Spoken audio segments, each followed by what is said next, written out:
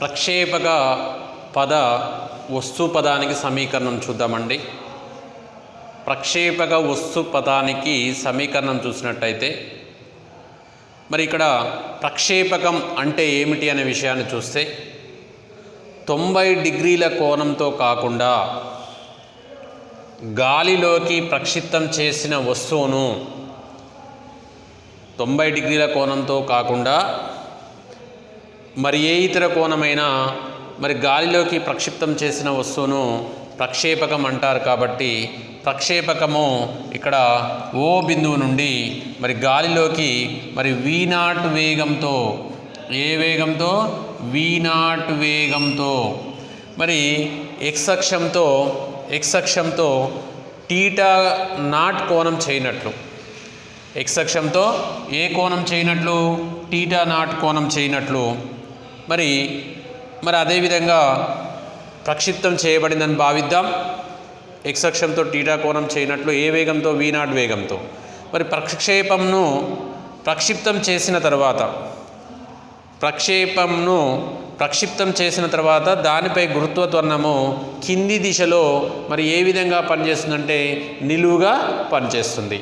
ఇక్కడ నిలువుగా పనిచేస్తుంది కాబట్టి a = -gj, లేదా మరి ax ఏమో 0 అవుతుంది సమాంతరంగా, ay ఏమో -g అవుతుందండి. క్షితిజ సమాంతరంగా ఉన్నప్పుడు మనకి g, నిట్ట నిలువు అంశంగా ఉన్నప్పుడు -g అవుతుంది. కాబట్టి ఇక్కడ క్షితిజ సమాంతర అంశము అంటే తొలి వేగం v0ను దీర్ఘచతురస్రాంశాలుగా విడదీస్తే క్షితిజ సమాంతర అంశము v0x మనకి ఏమవుతుందండి? v0 cos θ అవుతుంది. మరి నిలువు అంశం ఏమవుతుంది? నిలువు అంశము v0y v0 sin θ అవుతుంది. క్షితిజ సమాంతర అంశమేమో v0x v0 cos θ, నిలువు అంశం v0y v0 sin θ0. అంటే ప్రక్షిప్తం చేసిన తర్వాత మరి vx గురుత్వ త్వరణానికి మరి ప్రక్షిప్తం చేసిన తర్వాత మనకేమైంది అంటే vx గురుత్వ త్వరణానికి లంబంగా ఉంటుంది. ఓకే, మరి అదే ప్రక్షిప్త పదంలో ఏ బిందువు వద్దనైనా vx ఏ విధంగా ఉంటుంది అంటే స్థిరంగా ఉంటుందండి, స్థిరంగా ఉండును. మరి vy గురుత్వ త్వరణానికి వ్యతిరేకంగా పనిచేస్తుంది. గురుత్వ త్వరణానికి ఏ విధంగా ఎప్పుడైనా మనకు గురుత్వ త్వరణానికి వ్యతిరేకంగా పనిచేస్తుంది కాబట్టి vy, అందుకనే -g అని రాసుకున్నామండి. మరి ఇక్కడ కావున vy పరిమాణము అవిచ్ఛిన్నంగా మారుతుంది. vy పరిమాణం ఏ విధంగా మారుతుందండి? అవిచ్ఛిన్నంగా మారుతుంది. కాబట్టి ప్రక్షేపకం t కాలం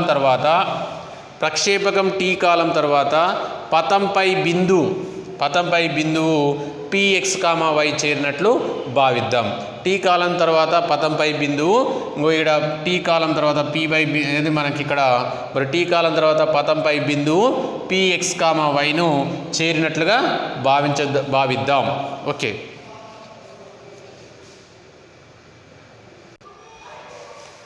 ఇక్కడ t కాల వ్యవధిలో క్షితిజ సమాంతర దూరం మరి క్షితిజ సమాంతర దూరము వేగం ఇంటూ కాలం ప్రకారము x v0, క్షితిజ సమాంతర అంశం అంటే v0 cos θ t. ఇక్కడ టీని ఇక్కడనే ఉంచేసి దీని యువతలు తీసుకొస్తే x/v0 cos θ0 అవుతుందండి. దీన్ని సమీకరణం 1 అనుకున్నాం. అంటే టీ కాల వ్యవధిలో పీను చేరుటకు మరి నిలువుగా ప్రయాణించు దూరము. ఇప్పుడు y ఏమవుతుందండి? uyt + 1/2 ayt². ఓకే, ఇక్కడ uy అంశం అంటే మనకి ఏం తెలుసండి? y మరి uy v0 sin θ0 okay into t + 1/2. ay మనకు ఆల్రెడీ ఏం తెలుసండి? -g అని తెలుసు. ఎందుకంటే నిట్ట నిలువుగా అంశము మరి మనకు వ్యతిరేక గురుత్వ త్వరణం కలిగి ఉంటుంది కాబట్టి -g × t². y v0 sin θ0 into t + -1/2 gt². Okay, ఇక్కడ y మరి v0 sin θ0, t అంటే మనకి ఏం తెలుసండి? x/v0 cos θ0 -1/2 g. మరి నెక్స్ట్ t అంటే మనకు మరి ఇక్కడ ఏది? x/v0 cos θ0 మరి హోల్² అండి, హోల్² రాసుకున్నాం. Okay, y v0 sin θ0 / v0 cos θ0. Okay, V0 cancel అవుతుంది ఇంటూ ఎక్స్ మైనస్ ఇక్కడ మనకేమవుతుందంటే జీ బై ఇక్కడ జీ రాసుకున్నాం G/2 into V0 cos θ0 whole square X square అనేది బయటికి రాసుకున్నామండి. ఓకే, ఈ sin θ0 బై మరి cos θ0 tan θ0 అవుతుంది కాబట్టి minus G/2 into V0 cos θ0 square into X square. Okay, ఇప్పుడు ఇది ఏ రూపంలో ఉంది అని అంటే ఏఎక్స్ మైనస్ బిఎక్స్ స్క్వేర్ రూపంలో ఉన్నది. y ఈజ్ ఈక్వల్ టు అంటే ప్రక్షిప్త పదము మనకు మరి వస్తు మార్గం ఏ విధంగా సూచిస్తుంది అని అంటే పరావలయ మార్గాన్ని సూచిస్తుందని చెప్పవచ్చు. ఏ మార్గాన్ని సూచిస్తుందండి? ప్రక్షిప్త పద వస్తువు మరి పరావలయ మార్గాన్ని సూచిస్తుందని చెప్పవచ్చు. ఇక్కడ మనం పై సమీకరణం నుంచి tan θ0 is equal to A రాసుకోవచ్చు అండి. b is equal to G/2 into V0 cos θ0 whole square అని రాసుకోవచ్చు. మరి ఇక్కడ YAX మైనస్ BX స్క్వేర్ అనే సమీకరణాన్ని పోలి ఉంది కాబట్టి పై సమీకరణం పరావలయాన్ని సూచిస్తుంది. మరి కావున ప్రక్షిప్త పదం పరావలయం అని చెప్పొచ్చు. మరి అదేవిధంగా మరి ఇక్కడ గరిష్ట ఎత్తు క్యాపిటల్ H అండి. ఇక్కడ ప్రక్షేపకం క్షితిజ లంబ వేగాంశం 0 అయ్యేంత వరకు ప్రక్షేపకం క్షితిజ లంబ వేగాంశము 0 అయ్యేంత వరకు ప్రయాణించు దూరాన్ని గరిష్ట ఎత్తు లేక గరిష్టోన్నతి అంటారు. గరిష్ట ఎత్తు లేక గరిష్టోన్నతి అంటారు. కాబట్టి నిలువు దిశ వెంబడి మరి తొలి వేగము V0y is equal V0 sin θ0 అవుతుంది. కాబట్టి త్వరణము A is equal to minus G. మరి ఇక్కడ ప్రయాణించే దూరము H maximum is equal H2S is equal capital H రాసుకోవచ్చు. కాబట్టి మరి H మ్యాక్సిమం అని కూడా రాసుకోవచ్చు. తుది వేగం V equal to 0 V square minus V0 square is equal 2AX. కాబట్టి ఇక్కడ V అనేది 0 మైనస్ V0 ఏం రాస్తామండి? ఇక్కడ ఆల్రెడీ VOY ప్రకారం V0 square sine square θ0 is equal to A అంటే మరి మైనస్ G. కాబట్టి మరి అదేవిధంగా మైనస్ 2G ఈ ఎక్స్ని మనం ఏంగా రాసుకోవచ్చు అంటే ఎత్తుగా రాసుకుంటాం కాబట్టి క్యాపిటల్ Hగా రాసుకుంటాం. మరి ఇక్కడ minus V0 square minus square cancel అవుతుంది కాబట్టి V0 square sine square θ0 is equal 2GH.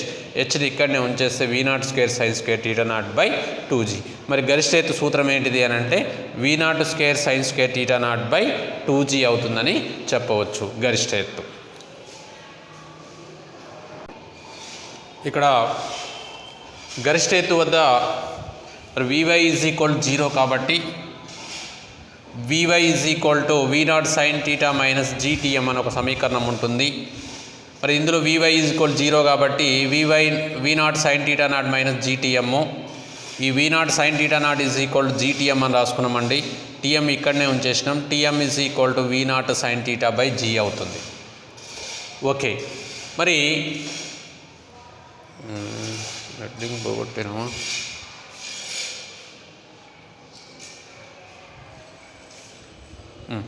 TM is equal to మరి V0 sin θ బై G అవుతుంది. అదేవిధంగా ప్రక్షేపకం గాలిలో ఉండే మొత్తం కాలం Tను సమీకరణంలో y ఈజ్ ఈక్వల్ 0ను ప్రతిక్షేపించి రాబట్టవచ్చు. మరి y is equal to V0 sin θ0 into T minus 1/2 GT square అండి. ఇక్కడ y ఈజ్ ఈక్వల్ 0 కాబట్టి 0 is equal to V0 sin θ0 T. Okay, మరి మైనస్ 1/2 GT స్క్వేర్. ఇక్కడ V0 sin θ 2T into 1/2 GT square. ఇక్కడ T స్క్వేర్కి మరి ఇక్కడ ఏమవుతుందండి? ఈ 2ని తీసుకొచ్చాం. 2 into V sin θ T is equal to GT square. టీకి పోతుంది. T is equal to V0 sin θ0 by G. ఇక్కడ Tని మనం క్యాపిటల్ T అనుకుంటున్నాం కాబట్టి T is equal to 2V sin θ0 by G అవుతుందండి. ఓకే, ఇక్కడ మరి T ఈజ్ ఈక్వల్ టు ఇదేంది? Already TM is equal to ఏమొచ్చిందండి? V0 sin θ0 బై G అని వచ్చింది. కాబట్టి ఇక్కడ already V sin θ0 by G కాబట్టి T ఈక్వల్ టు 2TM అవుతుంది. అంటే గాలిలో ప్రయాణించే మొత్తం కాలం ఎంత అవుతుంది అని అంటే T is equal to 2TM అవుతుంది.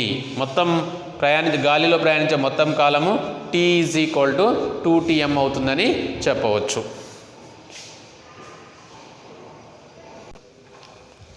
ఇక్కడ క్షితిజ సమాంతర వ్యాప్తి చూసినట్టయితే క్షితిజ సమాంతర వ్యాప్తిని క్యాపిటల్ అనే అక్షరం చేత సూచిస్తాం. ప్రక్షిప్త వస్తువు గమన కాలంలో ప్రయాణించిన సమాంతర దూరంను వ్యాప్తి అంటారండి.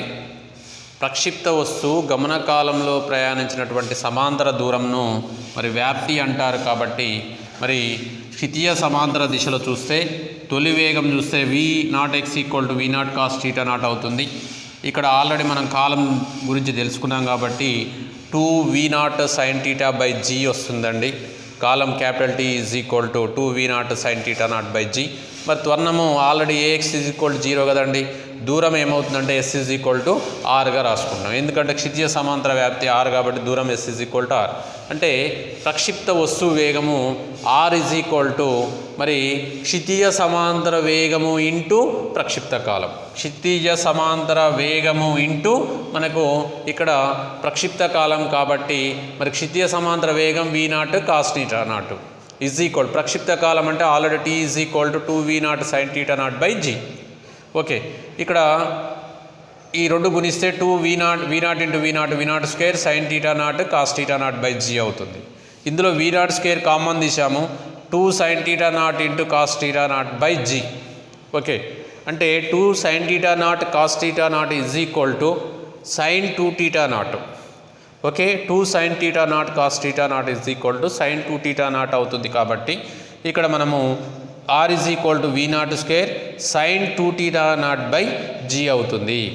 r v0 square sin 2θ0/g అవుతుంది. ఇది మరి ఏం తెలియజేస్తుంది అంటే క్షితిజ సమాంతర వ్యాప్తిని సూచించడం జరుగుతుంది. క్షితిజ సమాంతర వ్యాప్తిని సూచిస్తుంది.